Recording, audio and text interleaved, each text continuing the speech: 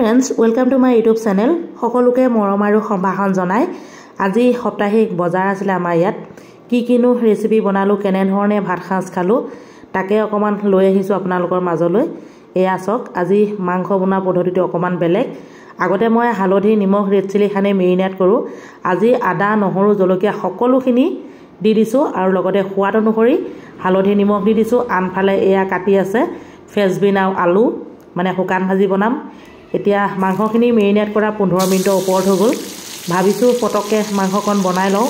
এয়া আজি কিন্তু মোৰ ভাগ্য ভাল, এজন কাৰিকৰ মাতিছিলোঁ, মানে আহিছে তেখেত, পাইছেহি আৰু আজি ইমান বিশেষ কষ্ট নহয় মোৰ। নহ'লে আপোনালোকে আজি বহুত দিন দেখিয়ে আছে একেৰাহে মই ভাত চব্জি বনাই আছোঁ মোৰ হোটেলত। আজি এজন কাৰিকৰ আহিছে, লোকেল কাৰিকৰে যেনিবা। আগতে তেখেতে বেলেগত আছিলে, আজি আমাৰ ঘৰলৈ আহিছে।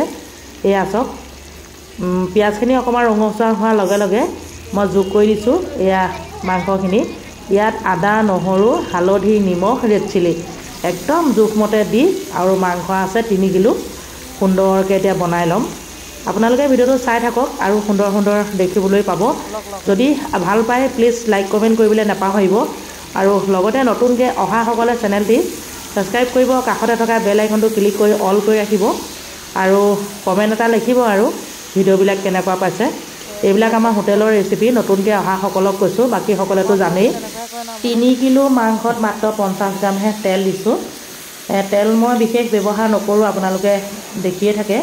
আজি অকণমান তেল ব্যৱহাৰ কৰিছোঁ, মানে পিঁয়াজ দি সুন্দৰকৈ বনাইছোঁ। আৰু আনকালেও বাৰু পিঁয়াজ নিদিয়াকৈও সুন্দৰকৈ বনাওঁ, তথাপিতো আজি আৰু অকণমান ষ্টাইল লগাইছোঁ। এয়া মাংসখিনি ভাজা প্ৰায় হৈছে, আৰু লগতে এইফালে মাছো মেৰিনেট কৰি থোৱা আছে, হালধি, নিমখ আৰু অলপ জলকীয়া গুড়া।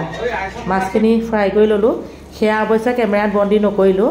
আনফালে এয়া মাছৰ মাথা কেইটামান আছে, এই বিলাহী কাটি থৈছোঁ। এয়া পিঁয়াজ ভাজি আছোঁ, মানে এয়া আপোনাৰ মাছৰ জোল বনাম।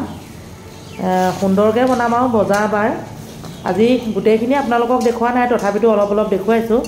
আনফালে মন কৰক, এতিয়া প্ৰায় দুপৰীয়া সময়। মূৰ থালিত কি আছে দেখুৱাই দিছোঁ। মাছৰ মূৰ দি বিলাহী আছে, আনফালে আপোনাৰ কাঠআলু, দালি, গোটা পিঁয়াজ এটা, ফ্ৰাই মাছ এপিচ, ধনিয়া এমুঠি। কেনেকুৱা লাগিছে থালিখন জনাবলৈ নাপাহৰিব। এয়া আজি দুপৰীয়া ভাত সাজ সঠিক টাইমতে খাবলৈ হৈছে, কাৰণ এজন কাৰিকৰ আহিলে, মানে অকণমান উশাহ পাইছোঁ। সেয়েহে এতিয়া মই ভাত খাবলৈ বহিছোঁ। খাই লওঁ ধুনীয়াকৈ।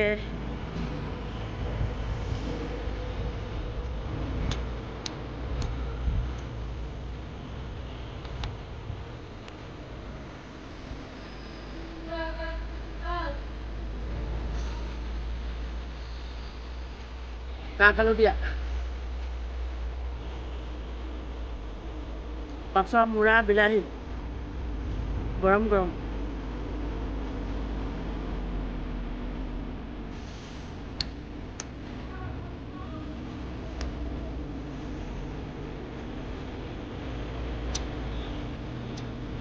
দিয়া